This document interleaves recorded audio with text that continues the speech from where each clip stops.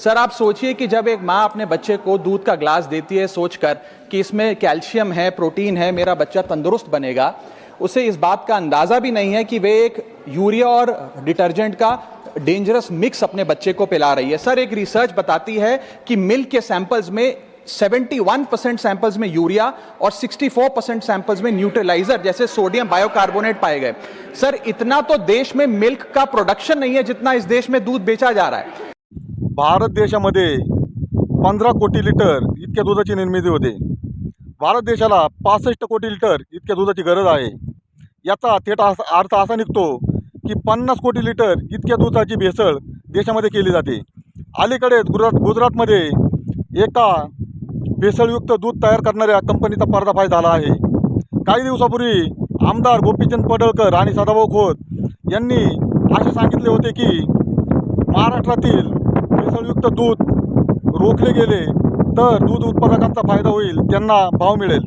सरकारने या गोष्टीकडे लक्ष देणे गरजेचे आहे, तरच कॅन्सर देशातून आणि राज्यातून हद्दपार करता येईल। गुजरात के साबरकांठा से खबर है, जहां पुलिस ने मिलावटखोरों के खिलाफ बड़ी कार्रवाई को अंजाम दिया है। साबरकांठा में पुलिस ने नकली दूध की फैक्ट्री पर छापा मारा। रोजाना करीब 1700 लीटर नकली दूध यहां बनाया जा रहा था।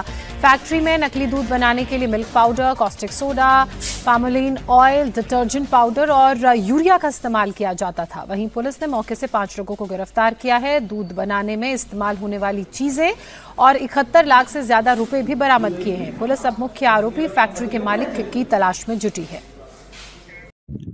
भारत सरकारचे मत असे आहे की शेतकऱ्यांनी विषमुक्त शेती केली पाहिजे, परंतु मला सरकारला असे सांगायचे आहे की विषमुक्त शेती ही केलीच पाहिजे। त्याकरता स्वतंत्र बाजारपेठ निर्माण केली पाहिजे। विषमुक्त शेती करण्यासाठी शेतकऱ्यांना खूप खर्च आहे। त्या पद्धतीने जर उत्पादने ग्राहकांनी विकत घेतली तर शेतकरी नक्कीच विषमुक्त शेती करतील। परंतु मला सरकारला हे सांगायचे आहे की कॅन्सरचे प्रमाण हे भेसळयुक्त दुधामुळे भरपूर वाढले आहे।